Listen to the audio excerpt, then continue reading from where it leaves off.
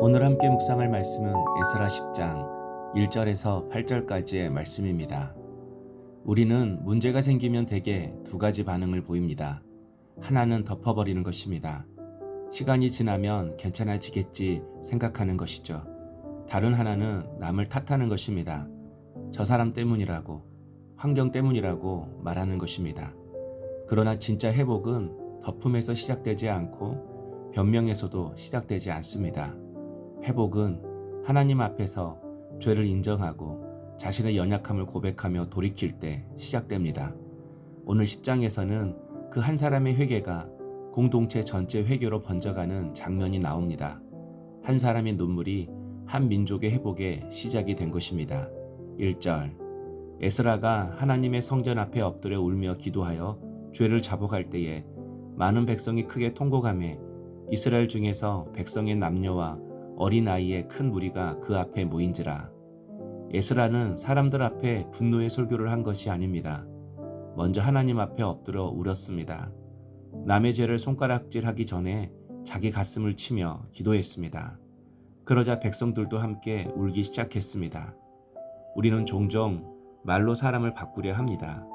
잔소리로 바꾸려 하고 지적으로 바꾸려 합니다. 그러나 사람의 마음은 말보다 눈물에 움직입니다. 책망보다 진실한 회개에 움직입니다. 가정도 마찬가지입니다. 부모가 먼저 하나님 앞에 무릎 꿇으면 자녀의 마음이 열립니다. 교회도 마찬가지입니다. 누군가 진심으로 회개하면 공동체의 은혜가 흐르기 시작합니다. 내가 먼저 하나님 앞에 바로 서는 것이 변화의 시작입니다.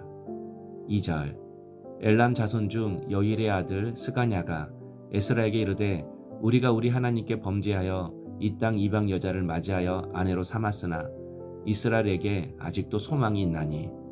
백성들 가운데 스가냐가 일어나 고백합니다. 우리가 하나님께 범죄하였습니다. 변명하지 않았습니다.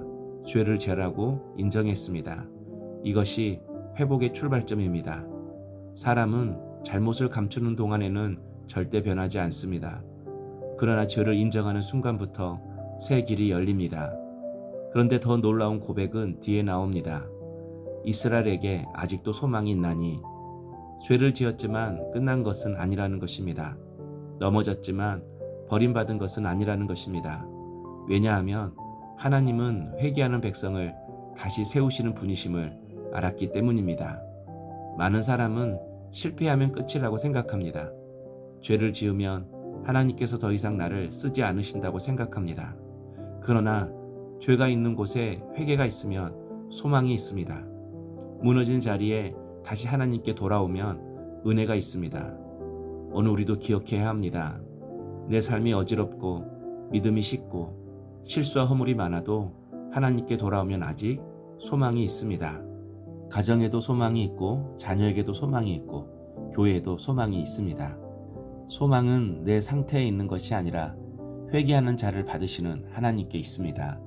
3절 곧 내 주의 교훈을 따르며 우리 하나님의 명령을 떨며 준행하는 자의 가르침을 따라 이 모든 아내와 그들의 소생을 다 보내기로 우리 하나님과 언약을 세우고 율법대로 행할 것이라. 백성들은 울기만 하지 않았습니다. 죄를 인정하고 이제 어떻게 돌이킬 것인지 결단했습니다. 이것이 참된 회개입니다. 회개는 눈물 몇 방울 흘리는 것으로 끝나지 않습니다. 삶의 방향을 바꾸는 것입니다. 잘못된 길에서 돌아서는 것입니다. 많은 사람이 죄 때문에 괴로워합니다. 후회합니다. 그러나 바꾸지는 않습니다. 그래서 같은 자리에 머뭅니다. 그러므로 오늘 우리도 물어야 합니다. 하나님 앞에서 내가 끊어야 할 것은 무엇입니까? 내려놓아야 할 습관은 무엇입니까? 다시 시작해야 할 순종은 무엇입니까? 회개는 감정이 아니라 방향 전환입니다. 7절 유다와 예루살렘에 사로잡혔던 자들의 자손들에게 공포하기를 너희는 예루살렘으로 모이라. 앞절에서 에스라는 골방과 같은 방에 들어가 금식하며 기도했습니다. 백성들의 죄를 붙들고 하나님 앞에 울며 씨름했습니다. 그리고 기도하고 나왔더니 백성들을 예루살렘으로 모이라고 했습니다. 기도했더니 방향이 생긴 것입니다. 기도했더니 해야 할 일이 분명해진 것입니다. 우리는 문제가 생기면 먼저 사람을 찾고 방법을 찾고 대책부터 세우려고 합니다. 그러나 에스라는 먼저 하나님께 들어갔습니다.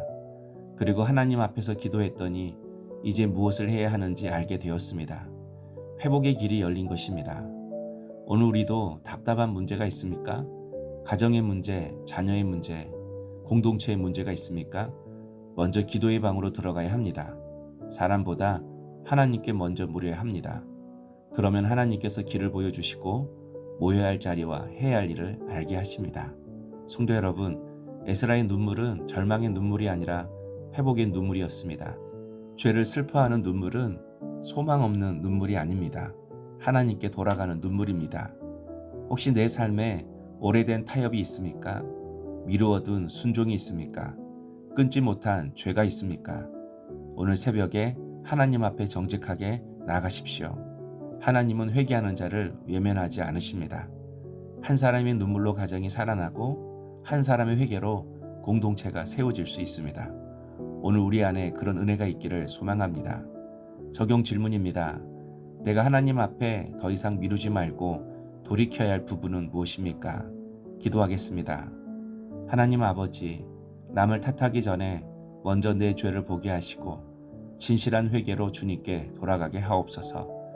눈물로 끝나는 회개가 아니라 삶이 바뀌는 순종으로 이어지게 하시고 우리 가정과 교회 가운데 회복의 은혜를 허락하여 주옵소서.